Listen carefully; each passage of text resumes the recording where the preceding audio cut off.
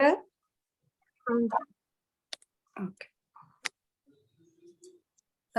गुरु जी सब संगत को जो सुन रहे हैं और आगे सुनेंगे। और गुरु जी का लाख लाख शुक्राना कि आपने मुझे इतनी उत्तम सेवा ऑटोबायोग्राफी ऑफ अ योगी के बारे में बोलने का अवसर दिया है। और उनका और मेरे से कोई गलती हो गुरु जी और परमहंसा जी तो मुझे माफ करिएगा, बिकॉज ये मेरे जो मैंने इस किताब से पढ़ के समझा। और आज हम पार्ट 4 करेंगे। And I have taken 2 beautiful chapters which are my favorite chapters, जिसमें परमहंसा जी को he meets his ultimate guru। और जब मैं ये चैप्टर को आपको बताऊंगी तो आप भी सब बैठ के सोचिएगा कि आप गुरु जी के द्वार पे कैसे पहुंचे, and you will have tears in your eyes। And the next chapter, if the time permits, I'll talk about Vrindavan chapter, which is also very, very beautiful। And before starting, I again want to, say a few lines on this book। अब ये जो book अभी तक हमने पढ़ी है, इसी we have seen so many miracles, इतना कुछ हुआ है। So I think they should not be taken as miracles। They are yogic siddhis। ये शक्तियां हैं ऋषि मुनियों की, और इसे हमें वरदान समझना चाहिए, ना कि हम इसको व्यायाम समझें। ये जो क्रिया योगा है और जो और उनकी सिद्धीज हैं, they are not for exercise। And ये हमारे भीतर का ज्ञान है। और यहाँ जो मिरेकल्स बताए गए हैं, ये अंधविश्वास नहीं है, ये शक्तियां हैं और हमारे भारतवर्ष की है। और ये परमहंसा ने बाद में he has proved these कि how these siddhis have been ये ऋषि मुनियों को कैसे मिली, उन्होंने कैसे ये प्रैक्टिस किया। एंड इन आगे के हम चैप्टर्स में देखेंगे कि he not only talks about these siddhis, he talks about scriptures। he has connected Bible with Gita, क्योंकि वो वेस्ट में बहुत साल रहे। he lived for 30 years, more than 30 years। सो उन्होंने बाइबल और गीता को ज्वाइन करके अपने सब्सिक्वेंट चैप्टर्स में बोला है और उसको और आपस में मिलाया है उन्होंने। और इसके बाद this book talks about science also, and उनको कितने साइंटिस्ट मिले। एक मैंने पीछे चैप्टर किया था, I gave very few lines on Jagdish Chandra Bose. आगे भी वो यूएस में उनको बहुत साइंटिस्ट मिलते हैं। Then he talks about freedom movement, because in 1935 he met Gandhi ji, in Ahmedabad। So ये book is very composite। and उसके बाद ये मैं अभी कहीं पढ़ रही थी, जो one of the Beatles, George Harrison, हमारे ये रविशंकर सितार मेस्ट्रो ने उनको ये किताब दी थी। So he read that book and after that he came to India। And another thing I read was Elvis Presley, when he died, the book was next to his bed, and later on this book was auction। So ये book है, ये सबको अलग अलग तरीके से touch करती है और मेरे को तो बहुत करी है। दो जैसे जैसे मैं बोल रही हूँ, मेरी बुक की जर्नी साथ साथ चल रही है। And more I read it, more I understand that how blessed we are that we have found a guru like our Guruji। And आप जैसे जैसे आप पढ़ते जाएंगे, सुनते जाएंगे, and you will feel that you have immense blessings of your Guru, of our Guruji। तो देखिए अब हम I'll start with the chapter 10 where where he meets his Guru। So ये जो चैप्टर है, ये स्टार्ट होता है, परमहंसा जी एक फ्री टाइम में किताब पढ़ रहे होते हैं, जिस किताब में लेखक ने लिखा होता है कि ईश्वर सब तरह के चमत्कार कर सकता है, सब मिरेकल्स कर सकता है, एक नहीं कर सकता कि बिना पढ़े इम्तिहान को पास करना, उत्तीर्ण होना। तो ये क्या करते हैं, ये एकदम किताब को रख देते हैं और कहते हैं कि ये इस लेखक को पूरी ईश्वर पे विश्वास नहीं है, and he keeps the book back. अब देखिए क्या होता है कि वो कहते हैं कि ये ईश्वर में पूर्ण श्रद्धा का अभाव दिखाता है। तो वो कहते हैं इस लेखक को लगता है कि इसको रात रात को पढ़ने में ज्यादा विश्वास है, ना कि ईश्वर में।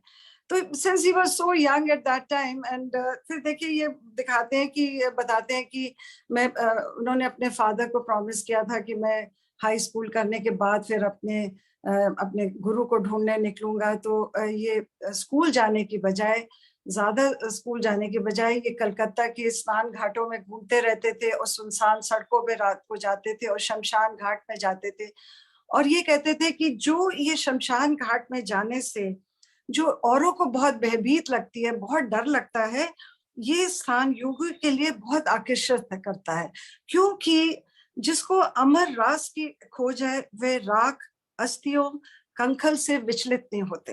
एंड देन ही सेज यहाँ आकर इंसान को अपनी इनएडिक्वेसी, विविशता पता लगती है कि where we are heading, our end is here only. So he says कि मेरा जागरण और तरीके का होता था, भिन्न प्रकार का होता था। जैसे स्टूडेंट्स हैं वो रात को अपनी किताबें पढ़ते हैं, और मेरा जागरण, मेरा जो शिक्षा थी वो यहाँ पे मिलती थी।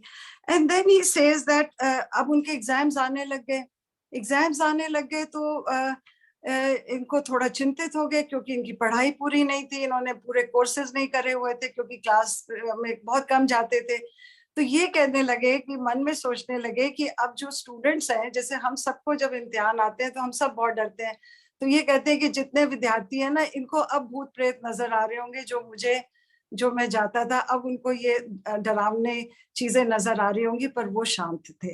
And he was so sure कि मेरा ईश्वर मुझे हेल्प करेंगे, मेरे ईश्वर मेरा को रास्ता दिखाएंगे ताकि मैं अपनी परीक्षा पास कर सकूं। और ये कहते हैं कि मैं तो इनकी तैयारी नहीं थी, कहते मैं तो स्वामी प्राणाबानंदा तो बन नहीं सकता कि मैं 2 जगह पहुंच जाऊं किसी और रूप में और जाके इम्तिहान दे आऊं, तो अब तो मुझे कुछ करना पड़ेगा। और अपने ईश्वर में उनको पूरी विश्वास था। तो कहते अगले दिन उनको और उनको ये विश्वास था कि इससे मुझे ईश्वर उबार लेंगे, मेरे को पास करवा देंगे। तो अब देखिए वो एक दिन वो अगले दिन कहीं जा रहे होते हैं, तो उनको एक क्लासमेट मिलता है, उसका नाम नंदू होता है, and he is very bright child वो क्लास में। तो वो इनको बड़े प्यार से बोलता है कि आप तुम आते नहीं हो, क्या बात है, अब तो परीक्षा आ रही है। तो ये फिर अपनी वृथा बताते हैं कि देखो मैंने बिल्कुल तैयारी नहीं करी है। तो ही बीइंग सो हेल्पफुल, वो इनको कहता है कि ठीक है तुम मेरे घर चलो, मैं तुमको पढ़ाता हूँ। और ये उनको फिर इतनी अच्छी तरीके से सब्जेक्ट्स कराते हैं और बहुत इंपॉर्टेंट क्वेश्चन आंसर्स कराते हैं, और फिर बोलते हैं कि ये एक ऐसे दाने हैं जो परीक्षा रूप में शिकारी फेंकता है, और जो साधारण विद्यार्थी होते हैं वो इसमें जाल में फंस जाते हैं, और तुम इस जाल में नहीं फंसोगे, ये मैंने तुमको इतनी अच्छी तरीके से करा दिया है। और वो उसके बाद वो रियलाइज करते हैं कि मेरा संस्कृत वो उसने नहीं कराया, संस्कृत का मेरा सब्जेक्ट रह गया, बाकी उसने सब मेरे को पढ़ा दिया है। और ये मन में सोचते हैं कि अभी जो थोड़े दिन 2-4 दिन एग्जाम्स के रह गए हैं, तो ईश्वर से प्रार्थना करते हैं कि ये जो मैंने सीखा है, अपने जो इस मेरे दोस्त ने सिखाया है, ये मेरी बुद्धि में रहे और ये निकले नहीं। उसके बाद देखिए इनका संस्कृत रह जाता है, ये बहुत घबराते हैं कि अब मैं संस्कृत कैसे करूंगा। तो फिर वो अपने ईश्वर को याद करते हैं, उनको फिर अपना पूरा कॉन्फिडेंस होता है कि गुरु कि मेरे को ईश्वर मेरा हाथ थामेंगे, मुझे मदद करेंगे। तो ये एक दिन किसी जगह पगडंडी में चल रहे होते हैं, तो थोड़ा सा शॉर्टकट करने के लिए एक रास्ता बदलते हैं, तो देखते हैं झाड़ी में कुछ कागज पड़े हुए हैं। तो जब ये कागज को उठाते हैं तो क्या देखते हैं, उसके अंदर संस्कृत के श्लोक्स लिखे हुए हैं, और बड़े उनको तो खैर समझ नहीं आता, तो ये किसी पंडित के पास जाते हैं और पंडित को वो दिखाते हैं। तो पंडित कहता है कि ये तो बहुत असाधारण श्लोक है, ये तो तुम्हारे को आएंगे नहीं, बहुत तुम्हारे कोर्स के बाहर होंगे।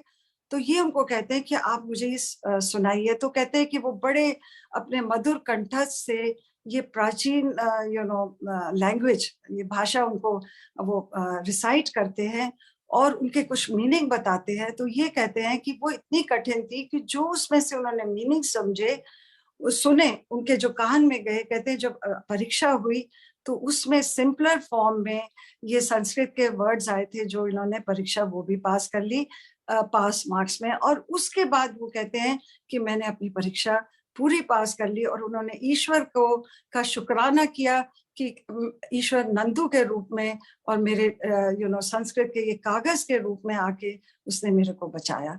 तो आप देखिए, मेरे भी अब पर्सनल एक्सपीरियंस है, मैं एंड में बताऊंगी कि व्हाट आई हैड, गुरुजी मुझे रिमाइंड कराया कि तेरी भी लाइफ में मैंने एक नंदू भेजा था।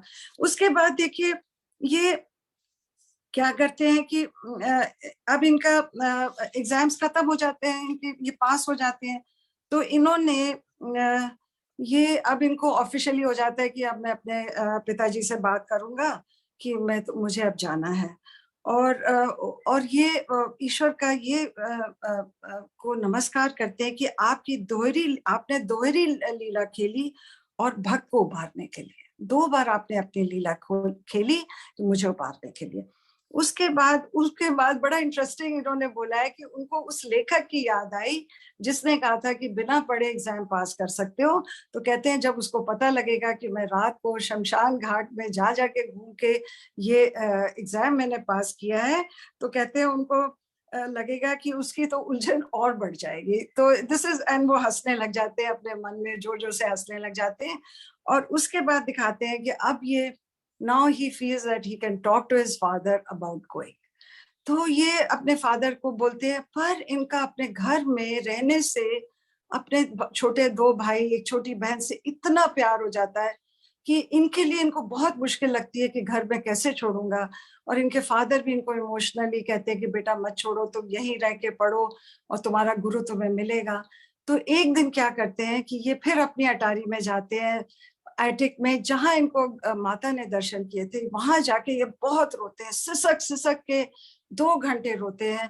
और ईश्वर उनसे, माँ से प्रार्थना करते हैं कि आप मुझे शक्ति दो घर छोड़ने के लिए, क्योंकि इनका अपने पूरे फैमिली से, परिवार से इतना प्यार होता है। तो कहते हैं 2 घंटे के बाद जब ये चुप होते हैं तो कहते हैं उनको ऐसे लगता है कि उनके मन का सारा मन धुल गया है, अंतर पूरा धुल गया है। And he comes and decides कि मुझे जाना है। और फिर अपने पिता के पास आते हैं। संगत जी इतनी प्यारी बात बोलते हैं। तो इनका एक जो फ्रेंड होता है जितेंद्र उनके स्कूल का, वो ऑलरेडी जा चुका होता है वहां पर जा चुका होता है किसी बनारस के आश्रम में। तो वो कहते हैं कि अपने पिता को जब जाने लगते हैं तो वो अपने पिता को बोलते हैं, पिता उनको लास्ट टाइम कहते हैं कि बेटा रुक जाओ। तो वो पता क्या बोलते हैं, इतनी प्यारी बात बोलते हैं, कहते हैं कि मुझे आपसे बहुत प्रेम है, पर मेरा प्रेम उस परम पिता के लिए उससे भी बढ़कर है, क्योंकि उसने आप जैसा आदर्श पिता मुझे इस धरती में प्रदान किया है। So it is so beautifully said. And then दिखाते हैं कि वो अपने बनारस चले जाते हैं। इनका फ्रेंड किसी एक आश्रम में गया होता है जो दयानंद जी का आश्रम है बनारस में। और ये जो दयानंद जी का आश्रम है, ये यंग योगी होते हैं और लंबे और बड़ी इनकी बौद्धिक लुक्स होती है और चिंतनशील चेहरा होता है। तो ये वहां जाते हैं और ये वहां रहने लग जाते हैं। तो ये क्या देखते हैं कि इस आश्रम में ध्यान नहीं किया कराया जाता, बहुत थोड़ा सा कराया जाता है या बहुत ही अल्प, बहुत लिटिल ध्यान कराया जाता है। ज्यादातर इनके गुरु आश्रम में सब बच्चे मिल के काम करते हैं और आश्रम को देखते हैं। तो इनको लगता है कि मेरा तो यहाँ पर्पस सॉल्व नहीं हो रहा, मैं तो ईश्वर की खोज में आया हूँ। तो इनको यहाँ भी एक एटिक मिल जाती है और ये वहां पे जाके रोज सुबह उठने से, जब कोई उठता नहीं उससे पहले जाकर ये उस एटिक में जाके ध्यान लगाते हैं। और क्योंकि एक दिन क्या होता है कि ये ध्यान लगा के जा रहे होते हैं तो एक शिष्य इनका मजाक उड़ाता है, कहता है कि ईश्वर को इतनी जल्दी पाने की इच्छा मत करो। तो और ये अपने वहां पे काम करते हैं, बहुत अच्छा काम करते हैं, सब इनसे खुश भी होते हैं। पर इनका जो पर्पस है ये, इनको ये उस मामले में खुश नहीं होते हैं। तो ये एक दिन कहते हैं कि मैं अपने गुरु से बात करूंगा कि मेरे को ईश्वर की प्राप्ति चाहिए, आप मुझे वहां नहीं यहाँ मिल रही है। तो ये अपने गुरु के पास जाते हैं, देखते हैं गुरु बैठे हुए हैं और वो सामने गंगा नदी बह रही है, उनका कमरा होता है। तो ये जाके उनके चरण पड़ते हैं और कहते हैं मुझे आपसे बात करनी है। तो वो कहते हैं तुम मेरे से बात करने की पहले मैं तुमसे 2 बात करना चाहता हूँ। वो कहते हैं कि सबसे पहली बात, तुम अपने घर से पैसे मंगवाने छोड़ दो, तुम्हारे इस आश्रम में पैसे की कोई जरूरत नहीं है, और अपने पिताजी को तुम मना कर दो कि तुम्हें पैसे नहीं भेजें। उसके बाद जो उन्होंने सबसे बड़ी बात करी, it's a very important point in this book, ही से तुम भोजन की बात ना करो। क्योंकि परमहंस जी कहते हैं कि मैं सबसे भोजन की बात करता था, क्योंकि इस आश्रम में पहला जो भोजन होता था वो 12 बजे मिलता था। तो कहते हैं जब 12 बजे मिलता था तो मेरे घर में मैं 9 बजे नाश्ता करता था, और 9 बजे के अगर 10 मिनट भी हो जाते थे तो मैं अपने रसोइया को जाके डांटता था कि तुमने देर कर दी। और कहते हैं कि मेरे यहाँ पहला भोजन 12 बजे मिलता था। तो कहते हैं उन्होंने मुझे कहा कि तुमने इसके बारे में, अपनी भूख के बारे में किसी से बात नहीं करनी। ये सिर्फ तुम ये प्रॉमिस करो, किसी भी तुमने आश्रम के किसी भी बच्चे से, लड़के से, अपने गुरु भाई से, किसी से भी तुमने बात नहीं करनी कि तुम्हें भूख लग रही है। तो इन्होंने उनको प्रॉमिस करते हैं। फिर ये कहते हैं कि मुझे एक दिन मैंने कहा कि प्रैक्टिस करता हूँ।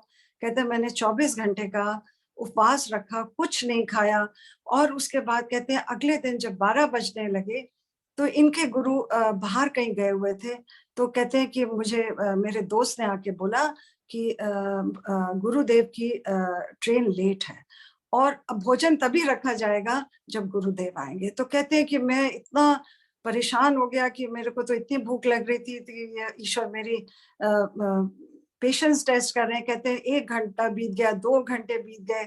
उसके बाद कहते हैं मेरे पेट में चूहे कूदने लग गए। फिर कहते हैं मुझे ऐसे लगने लगा कि चूहे कूद नहीं रहे, मेरे पेट को खुदर रहे हैं। और कहते हैं मुझे अकाल पीड़ित जैसे लोगों की शक्लें नजर आने लगी, उनमें भूत प्रेत नजर आने लग गए। फिर उसके बाद कहते हैं मैंने सोचा कि अब तो जो बनारस में कोई मृत्यु होएगी तो वो मेरी होएगी इस आश्रम में। तो वो कहते हैं मेरी इतना बुरा हाल हो रहा। और फिर उन्होंने, कहते हैं संध्या हो गई, उसके बाद उनके गुरुदेव आए। तो कहते हैं जब वो गुरुदेव आए तब भी भोजन नहीं रखा गया। वो कहते हैं कि गुरुदेव नहाएंगे, स्नान करेंगे, थोड़ी देर ध्यान करेंगे, फिर भोजन रखा जाएगा। तो कहते हैं कि मैं मन में सोचा कि मैं ईश्वर से तो प्रार्थना कर सकता हूँ, मैंने ईश्वर को तो प्रॉमिस नहीं किया कि मेरे लिए जल्दी से भोजन लाइए। तो कहते हैं कि जब ये भोजन रखा गया तो कहते हैं ये मेरे जिंदगी का सबसे अनमोल भोजन था। कहते हैं मुझे जैसे लगा जैसे मेरे लिए किसी ने स्वर्गीय ये भोजन मेरे नाम का किया जा रहा है। तो कहते हैं मैं क्या देखता हूँ कि मेरे गुरु, जो गुरुदेव वहां बैठे हैं, वो धीरे धीरे खा रहे हैं और उनकी सोच कहीं और है। तो कहते हैं मैं उनके पास गया बाद में, भोजन के बाद, और कहते हैं मैंने उनसे पूछा कि आप तो इतना धीरे खा रहे थे, क्या हो गया? तो वो कहते हैं कि मैं 4 दिन से ट्रेन में था और भूखा था, ना मैंने पानी पिया था। पर हम जो मैं जिस सेक्ट से हूँ, हम जहाँ पे ट्रेन बहुत भीड़ होती है, उन लोगों की एनर्जी नहीं लेते हैं। तो मैंने 4 दिन नहीं खाना खाया। तो उसने कहा फिर आपको भूख नहीं लग रही थी? तो वो कहते हैं कि मैं आश्रम के कुछ प्रॉब्लम्स थी उसके बारे में सोच रहा था, कोई बात नहीं, मैं कल आराम से खा लूंगा। तो ये बड़े हैरान होते हैं और ये क्या कहते हैं, ये कहते हैं कि बहुत इंपॉर्टेंट बात करते हैं कि गुरु से कहते हैं कि आप कल्पना कीजिए मैं कभी खाना ना मांगू और कोई आप अपने आप मुझे खाना ना दे, तो मैं तो मर ही जाऊंगा। तो गुरु कहते हैं तो मर जाओ, बहुत जोर से बोलते हैं तो मर जाओ। तो ये एकदम घबरा जाते हैं। तो तब संगत जी सुनिए गुरु क्या कहते हैं। कभी ये मत कहो कि तुम भगवान की शक्ति से नहीं, अन्न की शक्ति से जीवित हो। ये मत सोचो कि तुम चावल से जीवित हो या पैसे से, या लोग तुम्हारा पालन पोषण कर रहे हैं। ये भरण पोषण के साधन है, सिर्फ ईश्वर ने बनाए हैं। अगर वे तुम्हारा सांस ले ले तो ये तुम्हारा भोजन क्या काम आएगा? तुम्हारी पाचन शक्ति चला सकते हैं लोग। और कहते हैं मुकंदा, अपने विवेक की तलवार का प्रयोग करो। और यही बानी में तलवार को बहुत बार यूज करा गया है कि आप तलवार से अपने इग्नोरेंस को काटिए, अपने ये जो आपके 5 शूरवीर चोर हैं उनको काटिए। सो ये गुरुबानी में भी तलवार को बहुत एक्सप्लेन किया गया है। और उसके बाद वो कहते हैं ये सब माध्यम है, इनके पीछे परम शक्ति को पहचानो। परमहंसा कहते हैं कि ये जो मेरी लाइफ का एक्सपीरियंस था, कहते हैं ये इतना बड़ा एक्सपीरियंस था क्योंकि इतने वर्ष मैंने वर्ल्ड में ट्रैवल करा, शिप्स में गया, डिफरेंट कंट्रीज में गया। कहते हैं कि वहां पे मुझे भोजन नहीं मिलता था, वेजिटेरियन हो गए थे। Being a Bengali, he used to eat fish. He says कि कितने कितने दिन में बिना भोजन के रहता था। और ये लाइफ का एक्सपीरियंस, ये मेरे लिए बहुत इंपॉर्टेंट था and this remained in my life all my life. So इनके हर चैप्टर में टीचिंग है। उसके बाद देखिए अब इनका वहां पे दिल नहीं लगता क्योंकि इनकी जो इच्छा होती है और वो इनको पूरा मिलता नहीं है। तो ये अपने घर से सिर्फ एक तावीज लेके आए थे, एमुलेट, जो इनकी मदर दे के गई थी। अब ये इन्होंने एक डब्बे में बंद करके एक लिफाफे में रखा हुआ था। अब ये कहते हैं कि ये थोड़े थोड़े दिनों के बाद उसको खोल के देखते थे, क्योंकि इनको अपने गुरु की चाहत थी, गुरु से मिलना चाहते थे, और ये इनका यहाँ दिल नहीं लग रहा था। तो ये देखिए, एक दिन खोलते हैं तो ये देखते हैं कि उनके डब्बे में लिफाफा इनको खाली लगता है। तो ये उसको लिफाफे में देखते नहीं है, फिर ये लिफाफे को फाड़ते हैं और देखते हैं उसमें एमुलेट गायब है, वो तावीज गायब है। तो ये इनको अब समझ आ जाता है कि ये मेरी तावीज चली गई है, अब मेरा गुरु मिलेगा। और उसके बाद देखती है क्या होता है कि इनके जो आश्रम के जो बच्चे होते हैं, जो और इनके साथी होते हैं, ये इनके साथ बहुत अनफ्रेंडली होने लग जाते हैं, क्योंकि इनको मेडिटेशन नहीं मिलती, तो इनका काम में दिल नहीं लगता, और एक इनकी तावीज गुमने से इनको इनका जो थोड़ा बहुत जो काम करते थे अच्छी तरीके से, उसमें भी अब इनका दिल नहीं लगता, पर इनको गुरु नहीं नजर आ रहा होता है। तो संगत जी, ये सुनने वाली बात है। ये फिर अपनी एटिक में, जो वहां उस आश्रम में एटिक थी, and attic is very important in Paramahansa's life in these chapters। ये वहां जाते हैं और बहुत रोते हैं, सारी रात रोते रहते हैं, सिसकियां लेके रोते हैं, और डिवाइन मदर को प्रे करते हैं। And he says, send my guru, or you come and teach me। So how beautifully he cries and cries। और ऐसे लगता है जैसे एकदम शून्य हो जाता है, ही पूरे शून्य में चले गए हैं, रो रो के। And he hears a voice कि तुम्हारा गुरु आ जाएगा।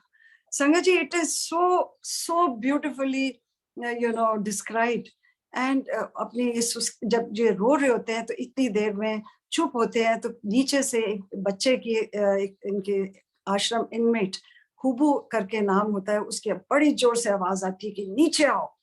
तो ये कहते हैं कि बाजार जाना है, कोई बंगाली टोला के बाजार में जाना है, आश्रम के लिए सामान लेके आ जाना है, तो तुम मेरे साथ चलो। और देखिए, ये जब चल रहे होते हैं, गली वहां पे बाजार जा रहे होते हैं, और दोपहर का टाइम हो रहा होता है, तो बनारस में छोटी छोटी गलियां होती है, तो इनका एक छोटी सी गली की तरफ इनकी नजर उठती है। तो वहां क्या देखते हैं कि एक गेरुए रंग में, एक पतली सी गली में गेरुए वस्त्र धारण किए एक महापुरुष को खड़े देखा।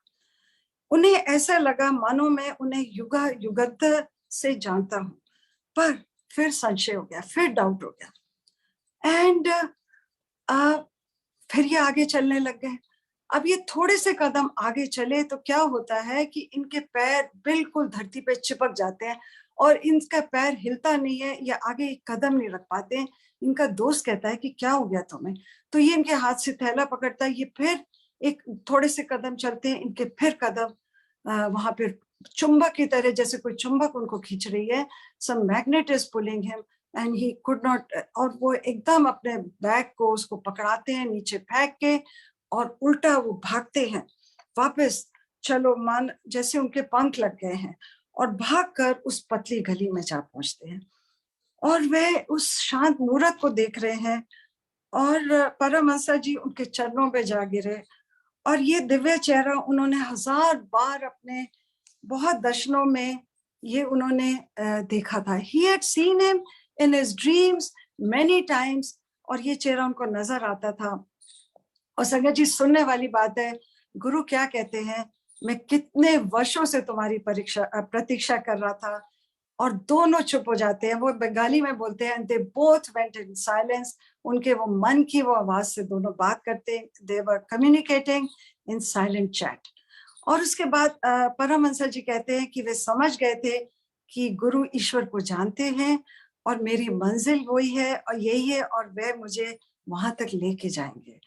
और गुरु उनको कहते हैं कि उसको उनको प्यार से बोलते हैं कि मैं अपना आश्रम और जो भी कुछ मेरे पास है, मैं सब तुम्हें दे दूंगा। परमहंसा जी कहते हैं, मुझे आपसे केवल ज्ञान चाहिए और ईश्वर की प्राप्ति चाहिए, जो आपका गुप्त धन है। मुझे आपके आश्रम, आपका धन नहीं चाहिए। और गुरु कहते हैं कि मैं तुम्हें अपना निस्वार्थ प्रेम दूंगा। It's so beautiful. आप देखिए, जब ये पढ़ते हैं आपकी आंखों में आंसू आते हैं। कहते हैं, मैं तुम्हें अपना निस्वार्थ प्रेम दूंगा, और तुम भी मुझे वही निस्वार्थ, दैट इज अनकंडीशनल प्रेम दोगे। तो जैसे एक छोटा बच्चा बोलता है, उनके गुरु एक बच्चे के प्यार के रूप में बोलते हैं, और वे कहते हैं कि जो साधारण प्रेम होता है वो स्वार्थी होता है, उसमें कामनाओं और इच्छाओं से भरा होता है।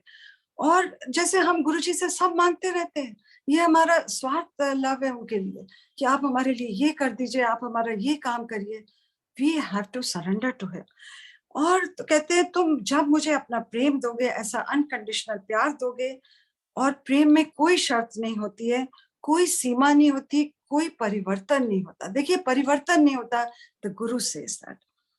और अब मैं आपको इन गुरु के बारे में उनकी डिस्क्रिप्शन बताऊंगी, और आप देखिएगा, आप इमेजिन करिए कि युक्तेश्वर गिरी आपके सामने खड़े हैं।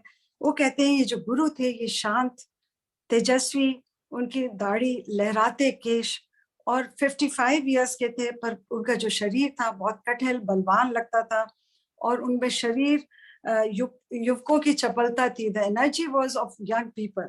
और उसके बाद काली विशाल आंखों में ज्ञान का तेज था, और शांति और सौम्य का संगम था, विनर ज्ञान का प्रताप और दिव्य दृष्टि थी। एंड वो अपना नाम बताते हैं कि मेरा नाम श्री युक्तेश्वर गिरी, मैं श्री रामपुर से आया हूं। तो परमहंसा जी वो कहते हैं कि मैं यहाँ पर अपने बनारस में अपनी मदर को मिलने आया हूँ, और मैं श्री रामपुर से हूँ। और एक वो बहुत बड़ी बात बोलते हैं संगत जी। वो कहते हैं, गुरु कहते हैं, and it is very important part of the chapter. वो कहते हैं यदि तुम मुझे इस ईश्वर प्राप्ति के मार्ग में गिरता देखो तो मेरा सिर अपनी गोदी में रख लेना, ताकि मैं वापस प्रभु के पास लौट सकूं। ये गुरु उनको, परमहंसा जी को कहते हैं कि हमारी जो हम मार्ग में हम दोनों चलेंगे, इसमें अगर हम अलग विचलित हो जाते हैं तो तुम मेरा सर अपनी गोदी में रख लेना। If ever you find me falling from state of God realization, please promise to put my head on your lap and help me back to cosmic beloved. We both worship equally. And then वो परमहंसा जी कहते हैं कि देखो मेरे को गुरु कहाँ मिला, बनारस में, वो पावन धरती में, जहाँ पे लाहिरी माशे की धरती, कबीर जी की धरती, जहाँ शंकराचार्य, तुलसीदास, रविदास। संगत जी ये देखिए, मैं अभी होके आई हूँ, ये सब वहां पे महापुरुष बनारस की इन गलियों में उनके आश्रम है। और वह परमहंसा जी कहते हैं कि श्री रामपुर मेरे घर से, कलकत्ता से सिर्फ 12 मील है, और मेरा गुरु मुझे कहाँ मिला। और यही देखिए, हम संगत बोलते हैं, मैं सारा वक्त ये बोलती हूँ कि गुरुजी, हमें आपके घर के इतने पास रहती थी, आप क्यों नहीं मिले। और ये हमारी सबकी लिखा हुआ है कि हमारा गुरु कहाँ मिलेगा। और देखिए, फिर उनके गुरु कहते हैं, उनको सब पता होता है कि इनकी ताबीज गुम गई है, और वो उनकी लाइफ के बारे में उनको पता होता है कि ये, और वो बोलते हैं कि मेरे जो गुरु हैं वो लाहिरी माशे हैं, जो तुम्हारे गुरु हैं, तुम्हारे पिता के गुरु हैं, मेरे भी वही गुरु हैं। एंड वो कहते हैं कि मुझे पता है कि तुम्हारे को आश्रम पसंद नहीं आ रहा है, और तुम वापस कलकत्ता चले जाओ। जैसे ही वो बोलते हैं कि तुम वापस कलकत्ता चले जाओ, तो ये एकदम घबरा जाते हैं, ये एकदम इनको घबरा के बोलते हैं, निराश हो जाते हैं। बिकॉज उनकी जो फैमिली होती है वो हमेशा इनको चाहती है कि ये वापस आए, और इनका भाई हमेशा कहता था अपने पिताजी को कि देखो ये उड़ान उड़ रहा है, ये छोटा सा पक्षी है, थोड़ा सा ऊंचा जाएगा तो ये अपने आप घोंसले में वापस आ जाएगा, आप चिंता नहीं करो। तो ये सोचते हैं कि मेरे भाई की तो बात पूरी हो जाएगी, मुझे मेरा गुरु मिल गया, मैं तो घर वापस नहीं जाऊंगा। तो ये थोड़ा सा ना इनको ये कहते हैं मैं नहीं जाऊंगा, ये अपने गुरु को, उनको कहते हैं युक्तेश्वर गिरी को, कि मैं बिल्कुल नहीं जाऊंगा। तो गुरु क्या कहते हैं, सुनने वाली बात है। वो कहते हैं कि तुमने आज मेरा कहना नहीं माना, तुमने सरेंडर नहीं किया, तो अब जब तुम मेरे पास आओगे तो तुमको रिकिंडल करना पड़ेगा मेरा इंटरेस्ट तुम्हारे अंदर, क्योंकि जो मैं तुम्हें आज्ञा दे रहा हूं, तुमने मेरा कहना नहीं माना कि तुम वापस कलकत्ता जाओ, तो ये तुमको ये जो प्यार है ये दोबारा मेरे अंदर लाना पड़ेगा। तो ये बहुत घबरा जाते हैं, ये कहते हैं कि मेरा इतना अच्छा जो यहाँ पे मीटिंग हुई, ये कैसे सैड नोट में एंड हो रही है, इतनी बेसुरी हो रही है। तो ये बहुत घबरा जाते हैं और बहुत दुखी होते हैं।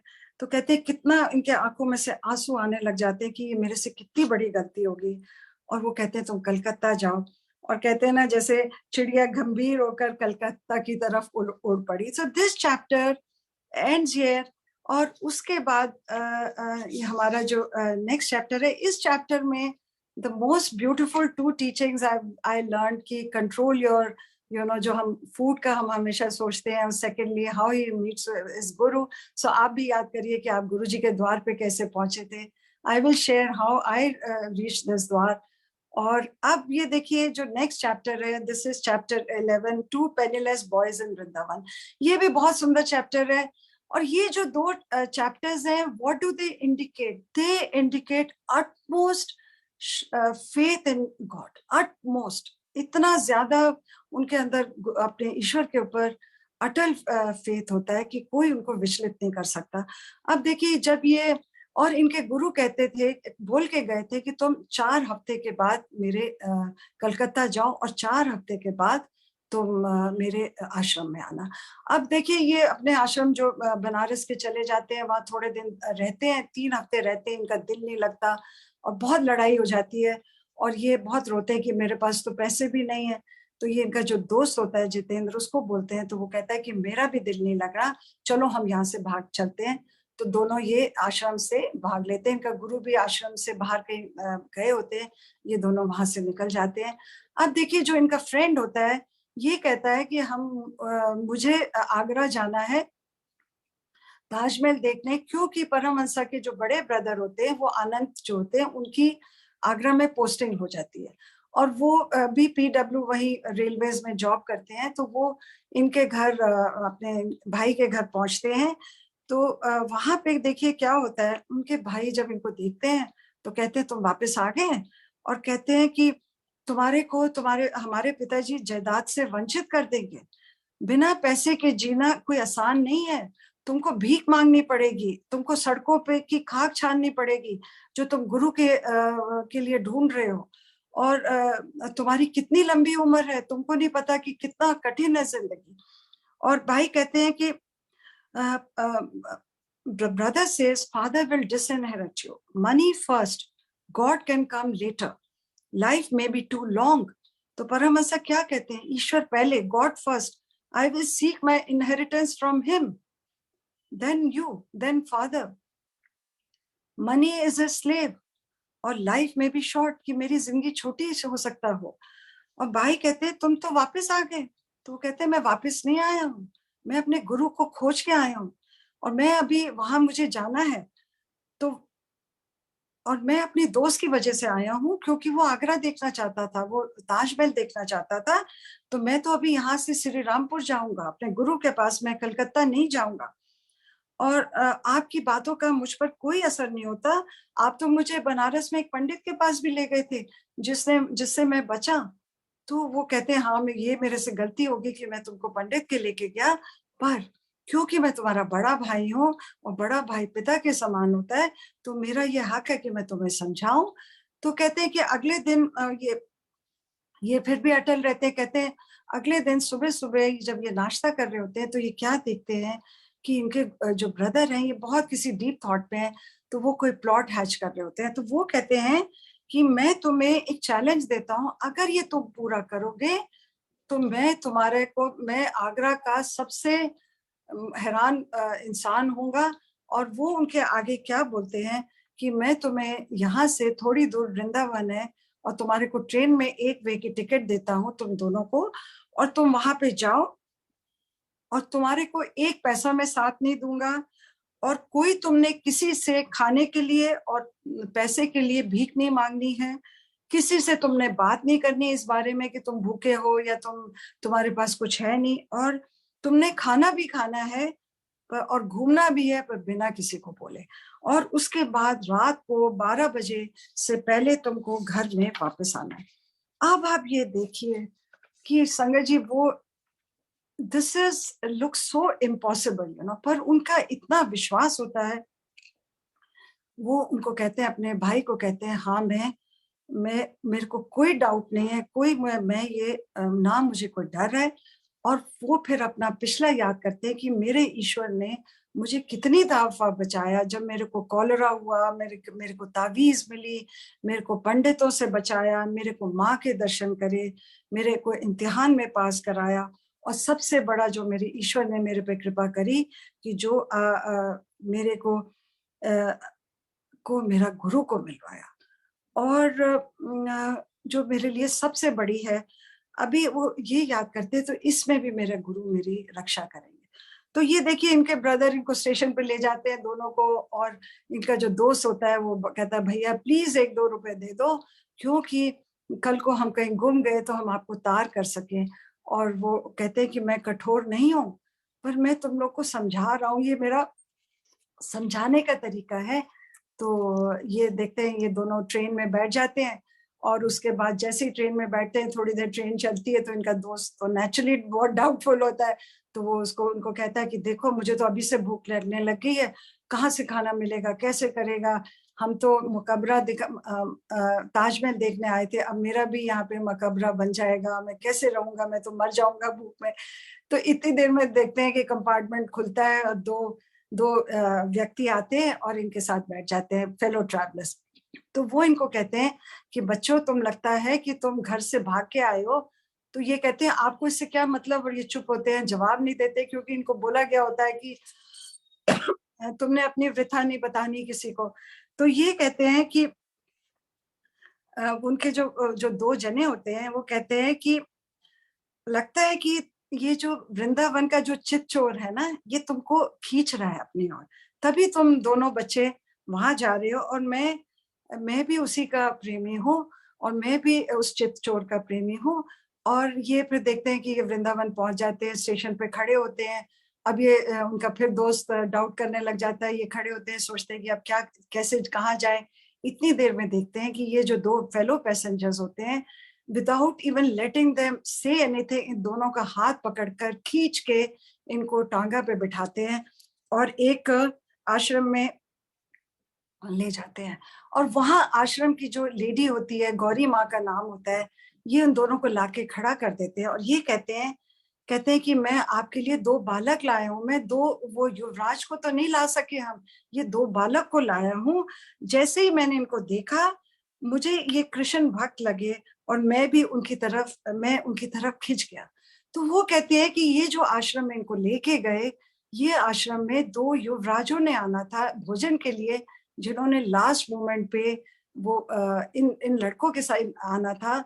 लास्ट मोमेंट पे उनको कोई काम पड़ गया, उन्होंने कैंसिल कर दिया, और ये जैसे युवराज के रूप में ये दोनों बच्चों को वहां बैठा गए।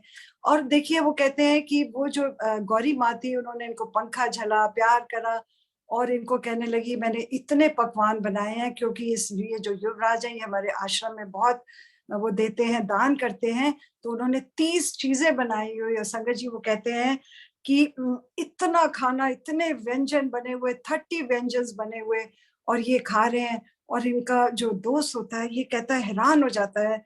तो कहता है कि ये क्या देख कर उसके फूट फूट के रोने लग जाता है जितेंद्र। वो कहता है कि ईश्वर की कृपा को देखकर, कि अभी तो हमने सोच रहा था कि मुझे भोजन कैसे मिलेगा, और वो कहता है ये क्या कोई मनोरंजन है, ईश्वर इतनी जल्दी में काम कर रहे हैं। ही सेज कि इतनी जल्दी में काम कर रहे हैं। और ये फिर बहुत पेट भर के खाते हैं। और उसके बाद ये फिर खाना खा के, भोजन करके, और गौरी माँ कहती है बेटा तुम दोबारा आना। तो ये बाहर जाके खड़े हो जाते हैं, कदम का पेड़ होता है, बाहर जाके खड़े हो जाते हैं। और धूप हो रही होती है। फिर जितेंद्र बोलने लग जाता है कि बहुत डाउट करने लग जाता है कि अब कैसे होएगा, अब हम कैसे घूमेंगे, अब हम कैसे घर जाएंगे, तो अब कैसे हम करेंगे। तो परमहंस जी क्या कहते हैं, ये भी संगत जी सुनने वाली बात है। अभी तो तुमने ईश्वर का चमत्कार देखा और भूल गए, जैसे ही काम खत्म हो गया तुम्हारा, जैसे ही तुम्हारा पेट भर गया। How short is your memory for God's favours, for God. और भगवान सबकी अरदास सुनता है, और तुम इतने ना शुक्रे हो कि तुम अभी, तुम्हारे को इतना पेट भर के भोजन दिया, और तुम बाहर आते ही भूल गए। ईश्वर करेंगे, वो फेवर करते हैं, उनका समय होता है। तो देखिए क्या होता है कि एकदम कोई ना एक यंग सा लड़का भागा भागा आता है, और इनके पास आके खड़ा हो जाता है, और कहता है कि मैं अभी ध्यान लगा रहा था, तो मुझे भगवान कृष्ण ने दो दो युवक दिखाए। उसमें से परमहंस को कहता है एक आपका चेहरा था जिसको आप मेरे गुरु हो, मेरे को आपका चेहरा गुरु के रूप में नजर आता था, और उन्होंने मुझे बोला कि जाओ वो वहां पे खड़े हैं, इनकी इनकी मदद करो। तो कहते हैं कि आप मेरे घर चलो। इन्होंने कहा नहीं। तो कहते हैं कि ये आप मेरे गुरु हो, उनका हाथ पकड़ के ये मेरी सेवा है कि मैं आपको वृंदावन घुमाऊंगा। और वो कहते हैं, वो उनको वृंदावन सारे मंदिर घुमाते हैं। और उसके बाद जब स्टेशन की तरफ जाने लगते तो कहता है मैं आपके लिए मिठाई लेके आऊंगा, कि मिठाई लेके आऊंगा। कहते हैं वो मिठाई लेके आते तो बहुत सारी मिठाइयां लेके आते हैं, और साथ में 2 रिटर्न टिकट लेके आते हैं, और कुछ पैसे 1-1 रुपए के नोट उनके हाथ में पकड़ाते हैं। तो जो परमहंसा जी होते हैं उनके हाथ में पकड़ाते हैं। तो परमहंसा कहते हैं उनको कि अभी ट्रेन का टाइम होता है, तो वो उनको क्या कहते हैं कि तुमने अगर मुझे गुरु माना है तो तुम्हें, और ये उसको दक्षिणा दे रहे हैं, तो वो उनको क्रिया योगा आधे घंटे में, वो टाइम होता है ट्रेन में, रेलवे स्टेशन पे ही उनको क्रिया योगा ही इनिशिएट्स इनटू क्रिया योगा। और उसको कहते हैं क्रिया योगा। देखिए संगत जी, मुझे नहीं पता क्रिया योगा का है क्या क्या चीज है, पर ये इसमें परमहंसा उसको उस लड़के को क्या, युवक को क्या कहते हैं, क्रिया आपकी इज योर चिंतामणि और simple way to quicken your spiritual evolution. नहीं तो हम माया के जाल में जन्म लेते रहेंगे, आते रहेंगे और जाते रहेंगे। ये ध्यान का विज्ञान है, आपकी आध्यात्मिक उन्नति तेज करती है ये क्रिया योगा।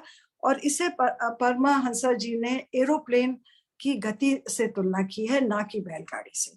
और जो आपका मनोवैज्ञानिक विकास होता है, अगर इस क्रिया को फेथफुली आप पूरी निष्ठा से करेंगे तो आपको गुरुओं का गुरु मिलेगा। आप देखिए कि हमको गुरुओं का गुरु मिला है, बिना बिना क्रिया योगे करे। We have found our ultimate guru Mahashiv. सो वो कहते हैं कि ये इतनी बड़ी मनोविज्ञान क्रिया है जिससे आपको गुरु मिलता है। हमको देखिए कैसे गुरु मिला है।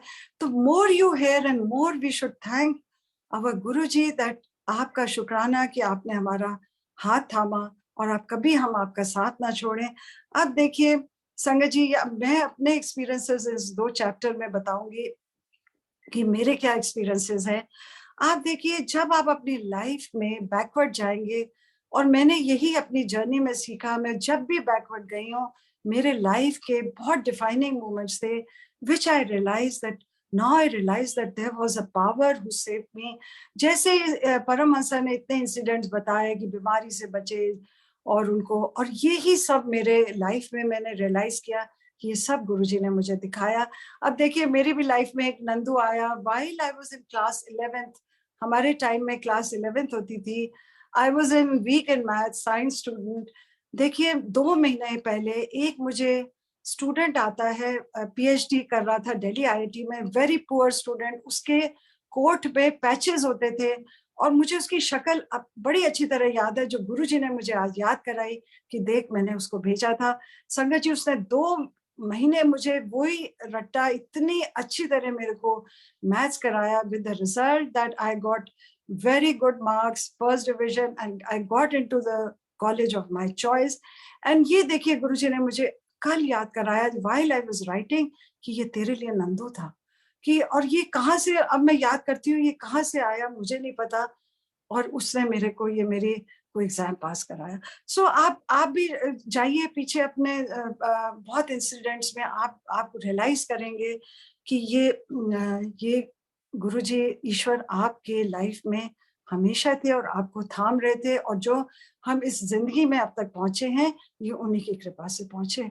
अब देखिए मैं बहुत ब्यूटीफुल अपना वृंदावन का सत्संग सुनाती हूँ कि आप भी देखिए आपकी गुरु कितनी कृपा करता है। देखिए मैं बांके बिहारी कृष्णा की बहुत बहुत भक्त हूँ, और ये 2019 में जब मैं गुरुजी से जुड़ी, मेरा बर्थडे सितंबर में होता है, और मैं हर बर्थडे में अपने वृंदावन जाती हूँ, और 2019 में भी मैं गई। आप देखिए जब वृंदावन आप जाते हैं, जो भी गया होगा आपको पता है कितना वहां पे भीड़ होती है और धक्के लगते हैं। तो मेरे को बहुत डर लग रहा था, तो मैं घर से अरदास करके गई। नई नई गुरुजी से 6 महीने हुए थे जुड़े हुए। तो मैं कहा गुरुजी आप प्लीज दर्शन कराइएगा, आज मेरा जन्मदिन है। आपने दर्शन करवाने हैं। आप देखिए मैं वहां पहुंचती हूँ, वहां एक लड़का मुझे मिलता है, तो कहता है कि मैं आपको दर्शन कराऊंगा, और वेरी लिटिल अमाउंट से ही से 100 रुपीज। तो मैं उसको मना कर देती हूँ। मैंने कहा हमेशा ऐसे लोग बोलते हैं और कभी हमारे को दर्शन नहीं होते। संगत जी वो कहता है आप मुझे पैसे बाद में दे दीजिएगा। वो मेरे को एक दरवाजे पे लेके जाता है, वहां देखती हूँ इतनी भीड़ खड़ी है, और वहां पे भी सब वही लोग हैं जो जान पहचान के, जिन्होंने किसी को कुछ दिया होता है। आप देखिए वो मुझे खींचता खींचता आधी सीढ़ियों तक लेके जाता है, तो लोग मुझे ऊपर नहीं चढ़ने देते।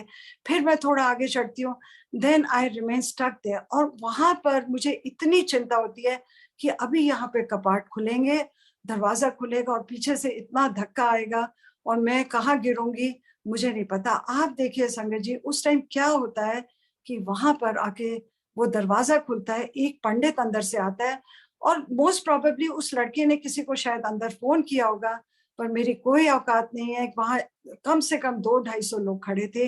वो आदमी आता है और मेरा हाथ पकड़ता है, और मैं अंदर जाती हूँ, और पहला जो दर्शन होता है, जो कपाट खुलते हैं बांके बिहारी के, I am standing alone and having those darshans, and I cry and cry there कि गुरुजी आपकी लीला। और तब संगत जी मुझे नहीं पता था कि गुरुजी महाशिव है। For me this was the ultimate.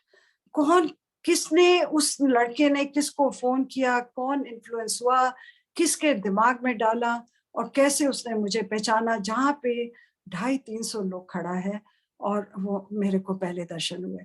आप देखिए उसके बाद जब ये कोविड चालू हुआ तो मैं गुरुजी से बहुत जुड़ गई, बहुत मेरे को सत्संग मिले। अब देखिए एक दिन मैं बैठी सत्संग कर रही, और मेरे आगे बाल गोपाल की एक मूर्ति लगी हुई है, लड्डू गोपाल की ब्रास की लगी हुई है। तो मैंने उनको बोला कि मैं तो आपको भूल रही हूँ, मैं तो गुरुजी में इतनी लीन हो रही हूँ, तो आप मुझे माफ करिए। तो देखिए संगत जी मैं उठती हूँ, उसी टाइम मेरे फोन के ऊपर एक प्ले लिस्ट आती है, ये जून का महीना है, एक प्ले लिस्ट ऑस्ट्रेलिया की एक संगत है वो भेजती है, जिसमें क्या लिखा हुआ है, जन्म अष्टमी स्पेशल। आप देखिए जून के महीने में कौन आपको जन्माष्टमी की प्ले लिस्ट भेजेगा। जो भी कोई त्योहार आता है उसी दिन या एक दिन पहले प्ले लिस्ट आती है। और मैंने उनको इमीडिएटली फोन करा, मैंने कहा आंटी आपको नहीं पता आपने मेरे को कितना बड़ा सत्संग दिया है, कि गुरुजी सुन रहे हैं, मेरी अरदास को सुन रहे हैं। और उस टाइम उन्होंने मुझे बताया कि सब ईश्वर मेरे अंदर है। तब मुझे संगत जी समझ आने लगा कि गुरुजी क्या है। उसके बाद देखिए गुरुजी ने मेरे को हर जन्माष्टमी में, इस साल भी और पिछले साल भी, एक दिन पहले ही मेरी जोत में लड्डू गोपाल के और भी 2-3 उन्होंने मुझे कृष्णा के दर्शन दिए, विठल के दिए। उन्होंने कहा जब तुझे वृंदावन जाना मैं लेके जाऊंगा तब तू जाएगी, नहीं तो तू घर में दर्शन कर। तो sangat ji this was my satsang today. As always I will end with my shabads. और ये दो जो मैंने बहुत सुंदर शब्द निकाले हैं, ये दोनों दोनों इस चैप्टर से कनेक्टेड हैं। और और आप ये सुनेंगे तो आप देखिएगा कि कैसे मैंने ऑटोबायोग्राफी के इन चैप्टर्स को शब्द गुरुबानी से जुड़ाया है, क्योंकि Gurbani is now part of my being alive. तो आप देखिए ये जो शब्द है, ऐसा सदगुरु लोर लो जिसते वड्डा अवर ना कोई, ऐसा सदगुरु जब मिले तिस्नु सिर सौंपिए विचो आप जाए। आप सर भी सौंप दीजिए जब आपको ऐसा गुरु मिला। And it means seek and find such a true Guru who has no equal in his greatness. When you find such a guru, offer your head, your selfishness, conceit will be eradicated. अब उसके बाद देखिए मैं वृंदावन के ऊपर एक शब्द बोलती हूँ, 2 लाइनें। ये कबीर जी का है, जिनका भी, कबीर जी से भी मैं बहुत जुड़ी हूँ। देखिए क्या कबीर जी बोलते हैं, वृंदावन मन हरन मनोहर, कृष्ण चरावत गाओ रे, जाकर ठाकुर तू ही सारे धर, मोहे कबीरा नाओ रे। सो ये मेरा सत्संग था sangat ji, and I hope you all like it, and we'll all learn in our journey. अब आगे गुरु जी कहाँ तक लेके जाएंगे वी विल सी, क्योंकि आगे जैसे जैसे ये किताब बढ़ती जाएगी ये और भी कठिन होती जाएगी, और जो मेरी क्षमता होगी I will do it, and our journey will continue as long as Guruji want. जब तक गुरुजी चाहेंगे हम ये जर्नी को करते रहेंगे। और ये सिलसिला कारवां चलता रहेगा। जय गुरु जी सबको, जय गुरु जी।